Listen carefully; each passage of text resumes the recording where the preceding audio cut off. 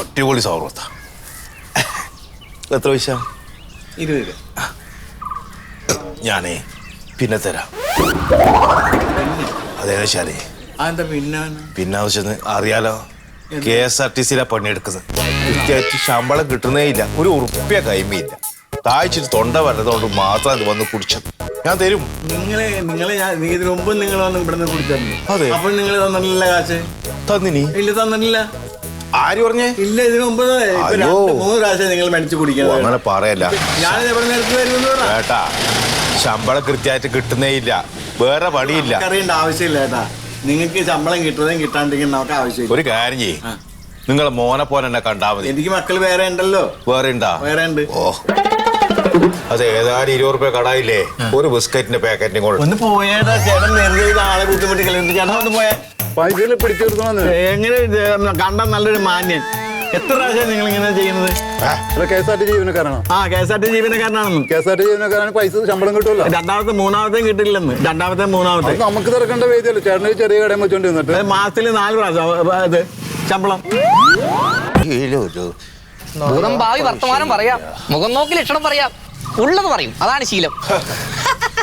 എടാ, ശമ്പളം കിട്ടാത്ത മാസങ്ങളായി. 10 പൈസ കൈമില്ല.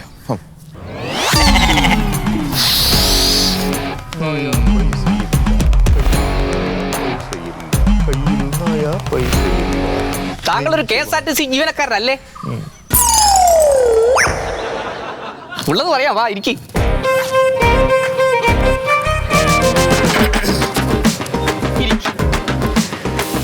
ഐശ്വര്യമായിട്ട് ആ കയ്യും കൂടെ നീട്ട്. എനിക്കെങ്ങനെ മനസ്സിലായത്?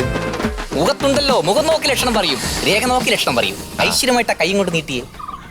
അതെ, ശമ്പളം കിട്ടുമോന്ന് അറിയാൻ വേണ്ടിട്ട് കൊറേയായി കിട്ടാത്ത. കാക്കാശിന് ഗതിയില്ലെങ്കിലും കേമത്തരത്തിന്റെ ഒരു പഞ്ഞവുമില്ല. അതെല്ലാം അടനിക്കട്ട്. ശമ്പളം പെട്ടെന്ന് കിട്ടുമോന്ന് ഞങ്ങൾക്ക് അറിയേണ്ടത്.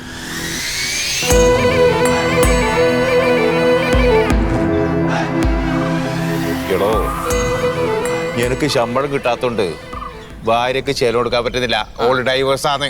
അത് കൃത്യമായിട്ട് മാസത്തിൽ കൊടുക്കണ്ടേ? ഇപ്പൊ ഞാൻ എടുത്തെടുത്ത് കൊടുക്കും. നോക്ക്, ശമ്പളം കിട്ടും. ആയുർ രേഖ, മംഗല്യരേഖ, ഭാഗ്യരേഖ. എടോ, എനിക്ക് ആയുസ് എത്രയില്ലെന്നൊന്നും നീ നോക്കണ്ട. ഇത് ശമ്പളം കിട്ടുമെന്ന് നോക്കിട്ട് പറവനെ. ശമ്പളം നോക്കുവനെ, അതറിയണം. കുറേ കൊടുക്കാനുണ്ട്. നിവർത്തി പിടിക്കും.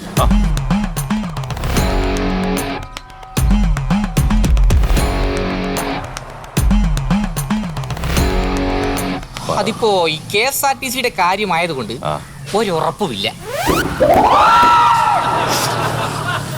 എന്തേ?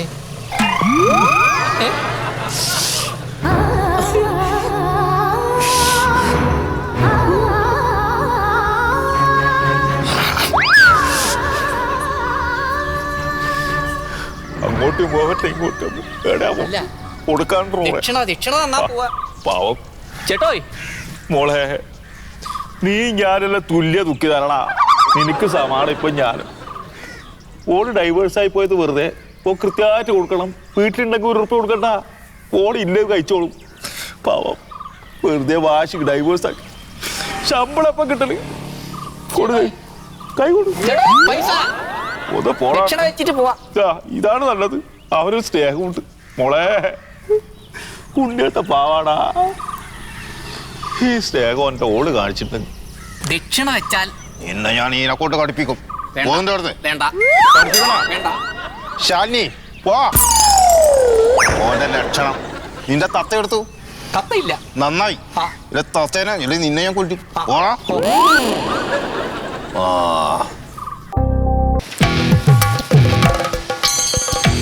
എന്നാ ഞാൻ പോയി നോക്കിട്ട് വരാം. അച്ഛാ, ഈ ബാഗ് ഒന്ന് നോക്കിക്കോ.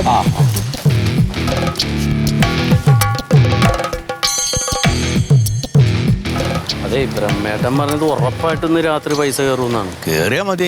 എനിക്ക് നാളെ അർജന്റായിട്ട് പെരക്ക് 3000 ഉറുപ്പിക അയക്കണേ. ഇതെന്താ ഇവിടെ മോള് കാശെടുക്കാൻ വന്നാടേ. അത് ശരി, ഞങ്ങളും സാലറി എടുക്കാവുന്നതാണ്. മെസ്സേജ് വന്ന വഴിക്ക് എടുത്തില്ലെങ്കിൽ അത് ബാങ്കിൽ ലോണിൽ വലിച്ചു പോകും. അതെ, അവള് ലോൺ എടുത്തിട്ടല്ലോ, അപ്പൊ അതിലേക്ക് പോവും. അത് പേടിച്ചിട്ടാ. അല്ല, എന്നിട്ട് ഓക്ക് കിട്ടിയോ? അത് നോക്കുന്നുണ്ട്. കിട്ടിയാ മതിയായിരുന്നു. കിട്ടിയോ? എല്ലാ പ്രാവശ്യത്തെയും പോലെ തന്നെ ഈ പ്രാവശ്യം കിട്ടിയില്ല. നീ പറഞ്ഞില്ലല്ലോ ഇങ്ങോട്ടാണ് പോരണേന്ന്.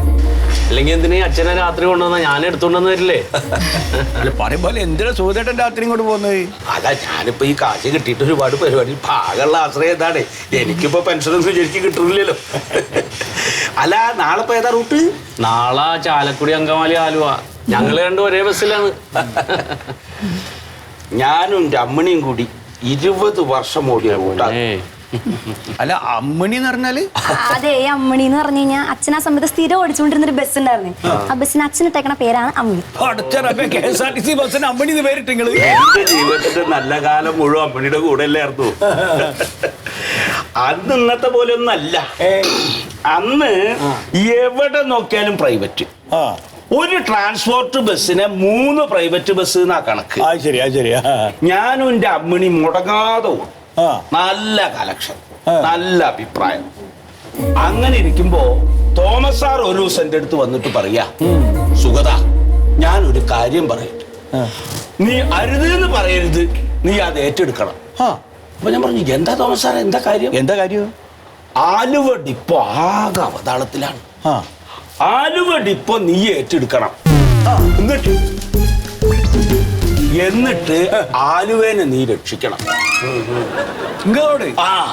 അങ്ങനെ തൃശ്ശൂർ ഡിപ്പോയിൽ നിന്ന് ഞാൻ ആലുവ ഡിപ്പോയിലെ വന്ന് ആലുവ, അങ്കമാലി, ചാലക്കുടി റൂട്ടിലെങ്ങനെ തിമിർത്തു ഓടുക. ഏതാ കാലം. ഒരു പ്രൈവറ്റ് ബസ്സിനും കൂട്ടാക്കാതെ ഇങ്ങനെ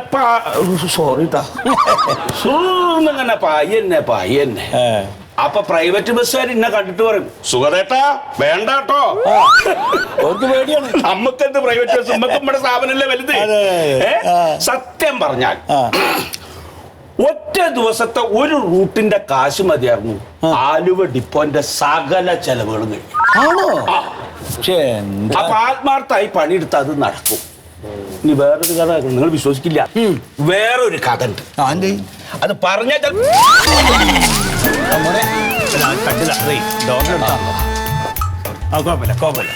ഇങ്ങോട്ട് മാറി. ഞാൻ പറ്റിയ